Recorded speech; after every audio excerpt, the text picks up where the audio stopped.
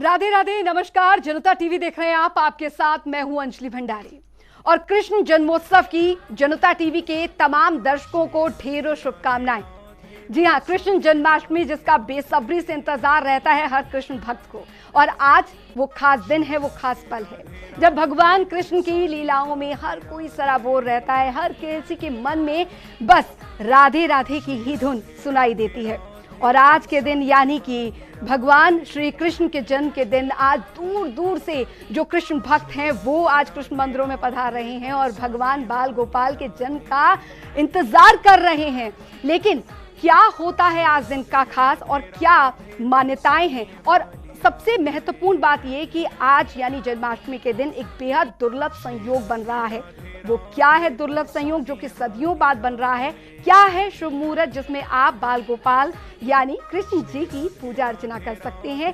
क्या भोग लगाना है? व्रत अगर आप रख रहे हैं तो आपको किन किन बातों का ध्यान रखना है? इन तमाम बातों पे आज इस खास कार्यक्रम में हम जानेंगे। और इन्हीं तमाम सवालों के जवाब देने के लिए आज हमारे स्टूडियो में मौजूद हैं ज्योतिषाचार्य साईं अमित जी। साईं अमित जी, बहुत बहुत स्वागत है आपका। नमस्कार, बहुत बहुत शुभकामनाएं।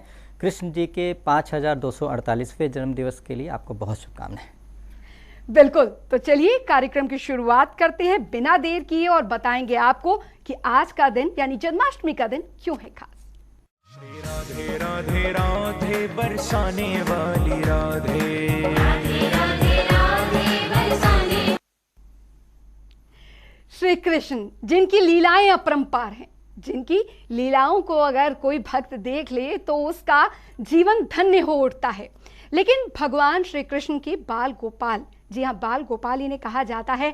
सर पर मोर मुकुट होता है, पीले वस्त्र होते हैं, हाथों में बांसुरी होती है और जो उनकी रंगत होती है वो नीली होती है। ऐसा रूप होता है बाल गोपाल श्री कृष्ण का। और जन्माष्टमी के आज के दिन किस तरीके से आप पूजा अर्चना करें, सबसे पहले हम ये भी जानेंगे। और सबसे महत्वपूर्ण बात जिसमें आपको पूजा कैसे करनी है, शुभ मुहूर्त क्या है, वो भी हम जान लेते हैं। साईं अमित जी, सबसे पहले आप हमारे दर्शकों को यही बताइए, क्योंकि आज बाल गोपाल का जन्म होने वाला है और जाहिर तौर पर बेसब्री से इंतजार है कृष्ण जन्माष्टमी के दिन। कैसे क्या शुभ मुहूर्त रहने वाला है, कैसे पूजा अर्चना करें, और खासकर जो व्रत जिन्होंने रखा है उनके लिए क्या विशेष है?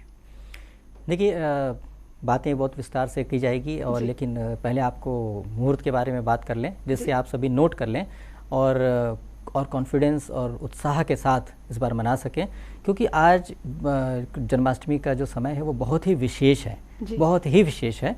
हमेशा हर साल ये समस्या होती थी, कभी अष्टमी खत्म हो जाती थी, कभी अष्टमी पहले पड़ जाती, कभी बाद में पड़ जाती थी, कभी रोहिणी नक्षत्र नहीं मिल पाता था। मतलब जो संयोग था कृष्ण जी के जन्म के समय का वो संयोग बन नहीं पाता था, तो वो मज़ा नहीं आ पाता था। एक तरह से कहा जाए कि वो कॉन्फिडेंस नहीं आ पाता था, क्योंकि वो जो विशेष कॉम्बिनेशन है, जो योग है, वो संयोग है, उसी समय कृष्ण जी का जन्म हुआ था। तो मतलब एक अद्भुत संयोग, एक खास विशेष ऊर्जा में ही कृष्ण जी का जन्म हुआ था। और कृष्ण जी वो कृष्ण जी हैं जो आपको पता ही काफ़ी कुछ उन्होंने किया है, इसके बारे में विस्तार से बात करेंगे हम लोग। तो अब संयोग क्या है?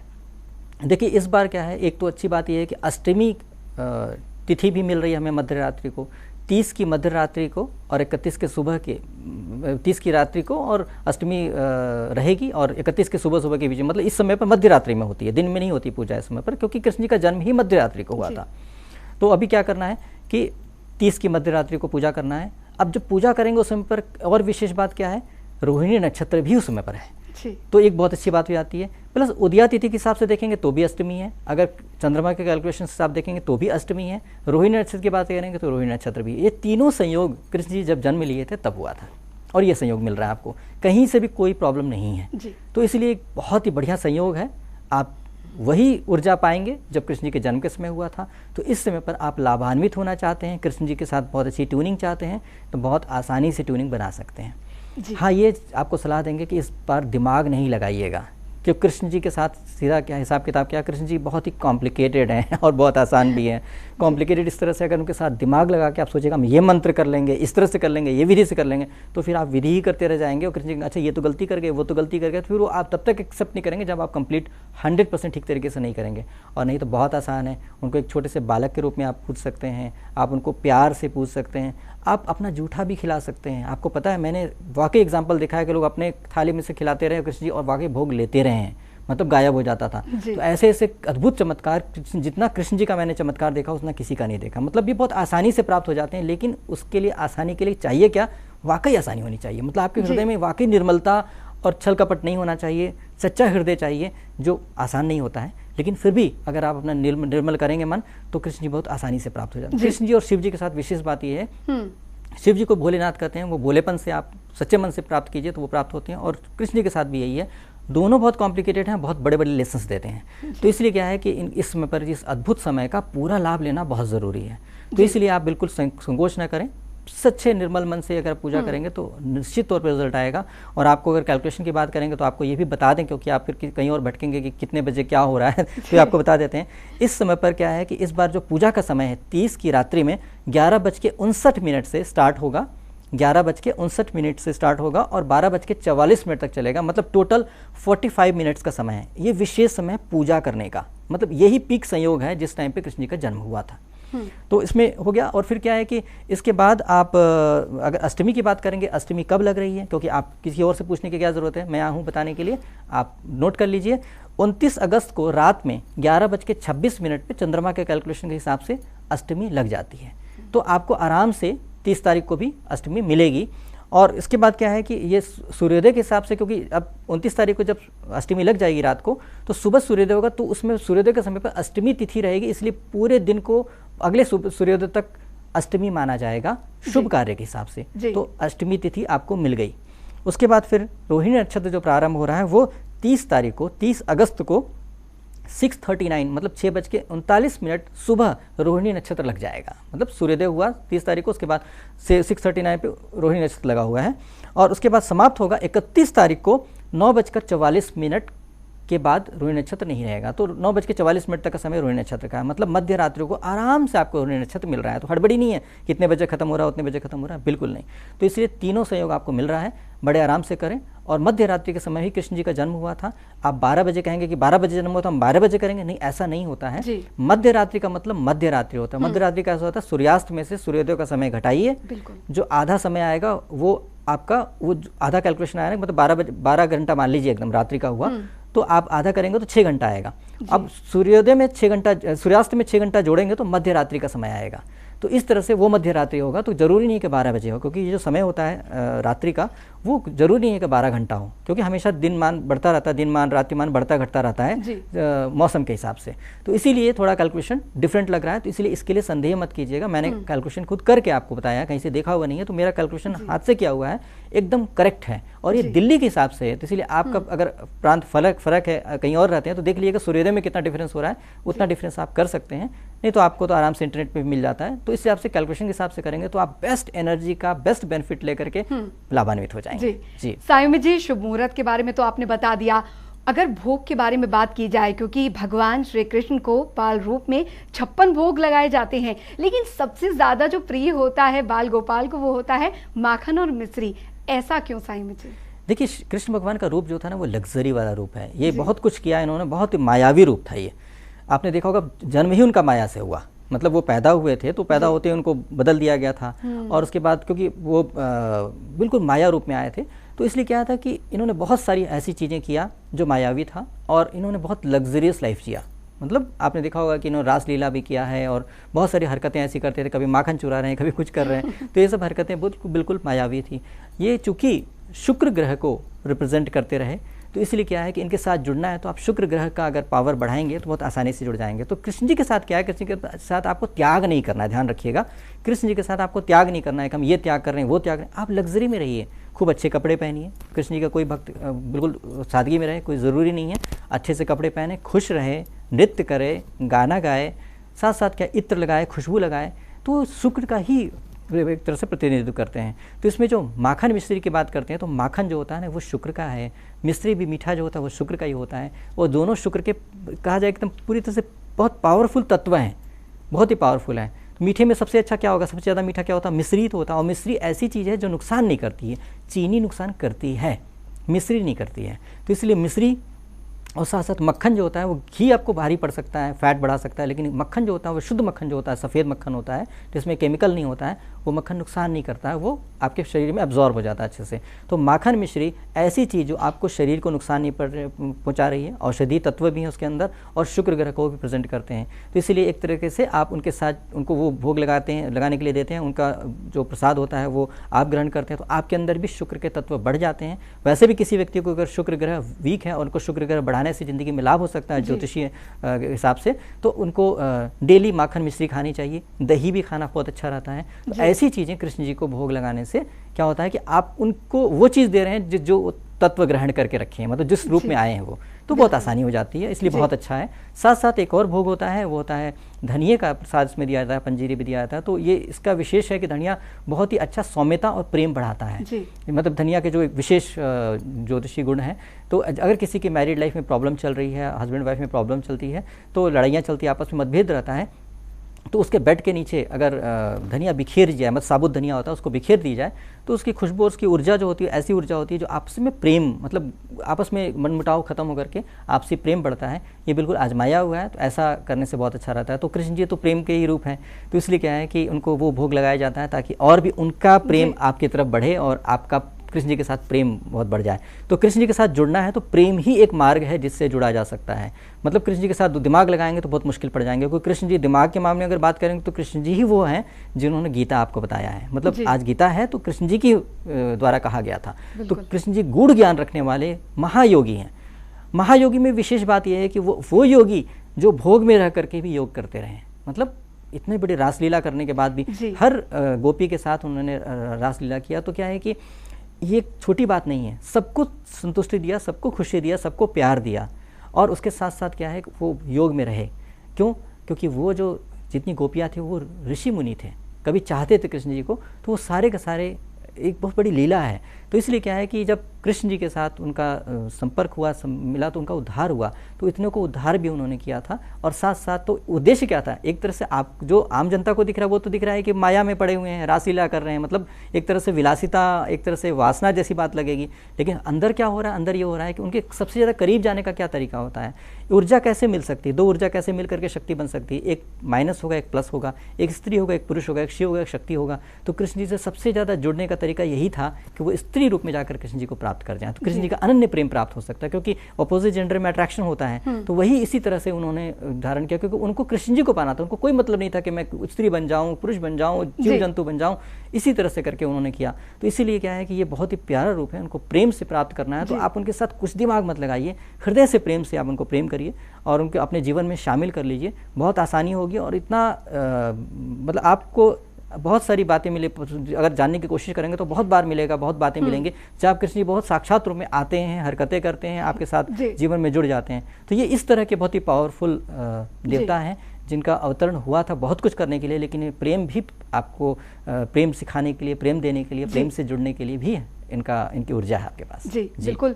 साईं अमित जी, क्योंकि भगवान श्री कृष्ण जो हैं वो भगवान विष्णु के 10 रूपों में से 8वें और कुल 24 रूपों में से 23वें जो उनके रूप हैं, जिनका जन्म जो है श्री कृष्ण के रूप में हुआ है। लेकिन एक सवाल जो मन में बार बार उठता है कि बाल स्वरूप कृष्ण की पूजा ज़्यादा फलदायी है या भगवान जब बाल्यकाल से जब वो बड़े हुए उनके श्री कृष्ण के रूप में उनके पूजा जो है वो ज़्यादा फलदायी है? हाँ, ये बहुत अच्छा प्रश्न है और इस प्रश्न पे आपको एक छोटा सा एग्जाम्पल भी देंगे। एग्जाम्पल तो बहुत हैं, लेकिन आपको समझ में आ जाएगा कि क्यों करना चाहिए, कैसे करना चाहिए। देखिए, आप जन्म हो रहा है एक मतलब पावरफुल देवता का, और ये बहुत ही शुभ है, क्योंकि इनके साथ बहुत कॉम्प्लिकेशन नहीं है कि आपको ये विधि करनी है, वो विधि करनी है, जैसा आप चाहें वैसा कर सकते हैं।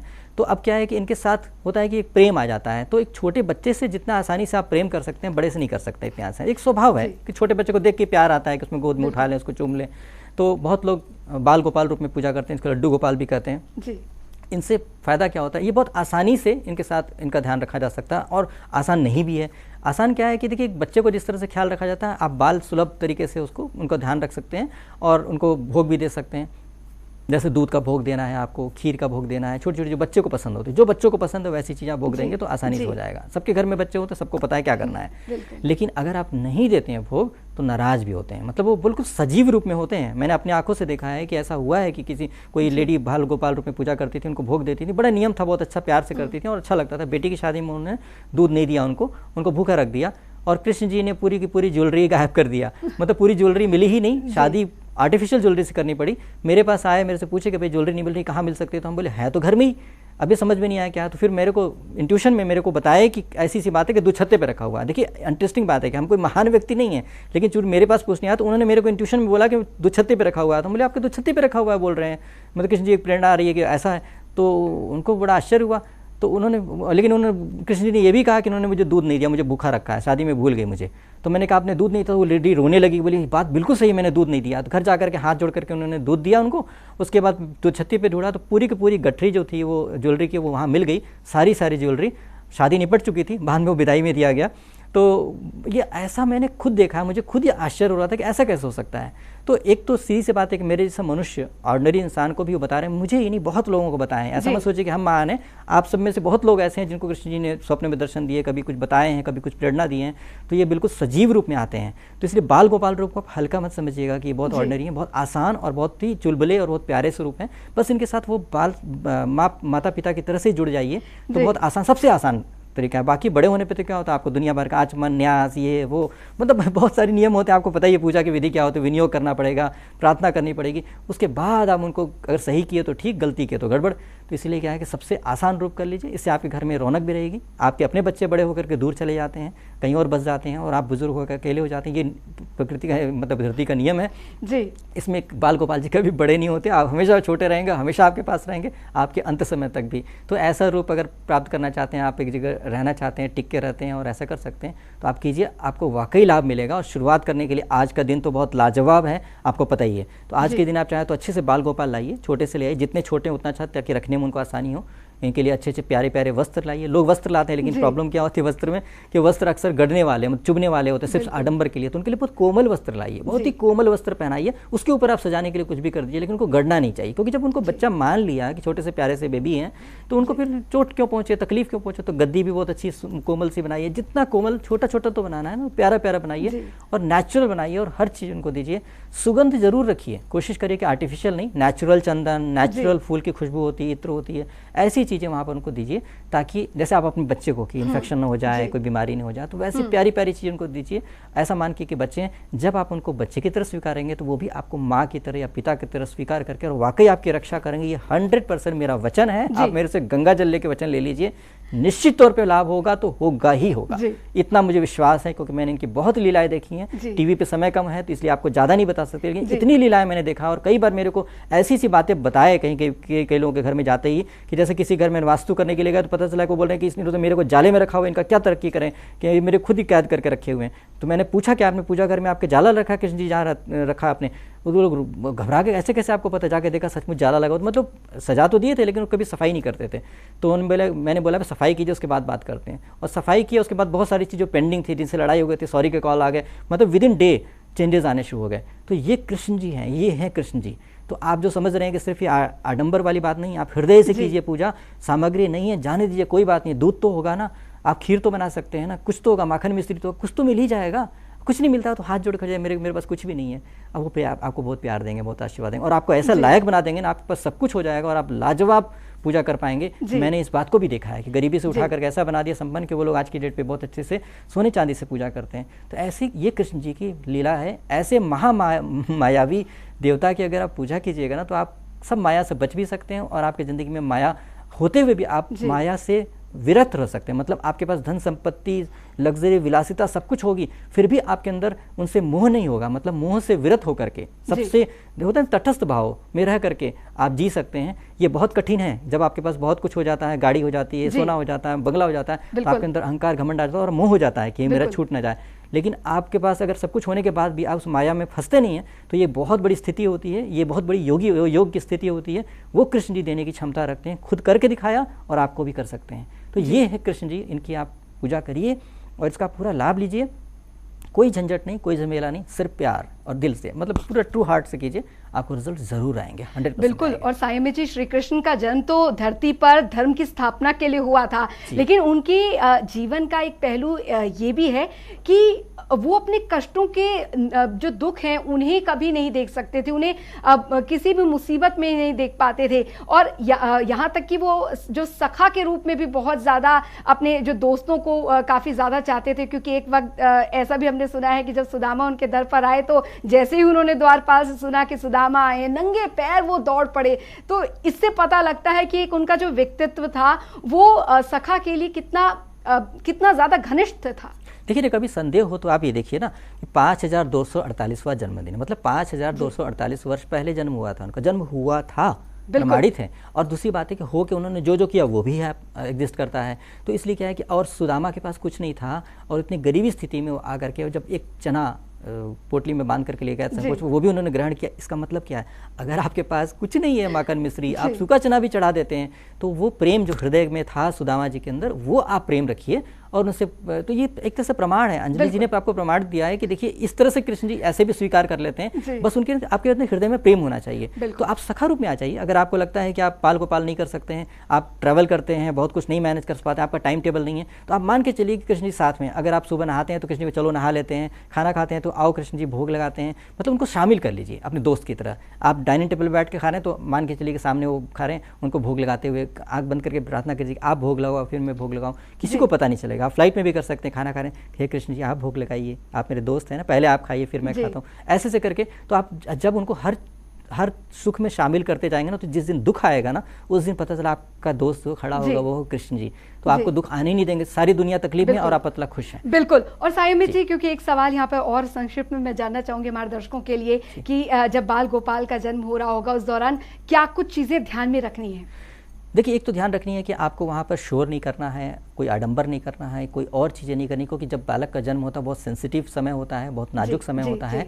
और अगर आप मान के चल रहे हैं कि कृष्ण जी का जन्म हो रहा है तो वो आपको मर्यादा का पालन करना ही चाहिए, कि मतलब कोई अपशब्द, कोई बुरी बात ना बोलें, तो उसमें ऐसा करें। और जन्म होने के बाद बहुत अच्छी तरीके से मनाएं तो खुशी, लेकिन बहुत शोर ना करें। बहुत लोग बहुत शोर मचाने लगते हैं, चिल्लाने लगते हैं। तो क्या छोटा सा बच्चा जन्म लेता है तो बहुत शोर मत करो, उसके कान में तकलीफ हो जाएगी या उसको डर जाएगा।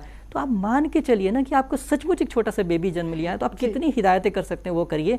और भोग के मामले में बताएं तो मेरी एक रिक्वेस्ट है, ये 56 भोग वाला चक्कर अभी मत कीजिएगा, क्योंकि 56 भोग वाला बाद में कीजिए, अगले दिन कर सकते हैं। लेकिन तुरंत क्या होता है, जस्ट बॉर्न बेबी को 56 भोग नहीं लगाया जाता है। तो ऐसे में दूध होता है ना, गाय का, शुद्ध देशी गाय का दूध आप चढ़ा सकते हैं। साथ साथ माखन मिश्री की बात बोलते हैं तो मिश्री को भी खड़ा मत रखिएगा, उसको घोल लीजिएगा अच्छे तरीके से, वो हल्का से चटाने के लिए ले सकते हैं। लेकिन सबसे अच्छा होता है दूध चढ़ाइए और दूध भोग में लीजिए। बाकी चीजें आप अगले दिन कर सकते हैं उसका, क्योंकि लोग पता है क्या, जन्म लेने के बाद छठी भी मनाते हैं, सब पूरा करते हैं। जो एक छोटे बच्चे का किया जाता है, जो लोग बहुत प्यार करते हैं वो एक छोटे बच्चे की तरह वाकई मानते हैं, और वाकई उनको लाभ भी मिलता है, क्योंकि उनके साथ आत्मीय तौर पर हृदय से जुड़ जाते हैं। तो जुड़िए, आपका हृदय है और आपका जीवन है, आपको प्रेम चाहिए तो जुड़ जाइए और लाभ लीजिए।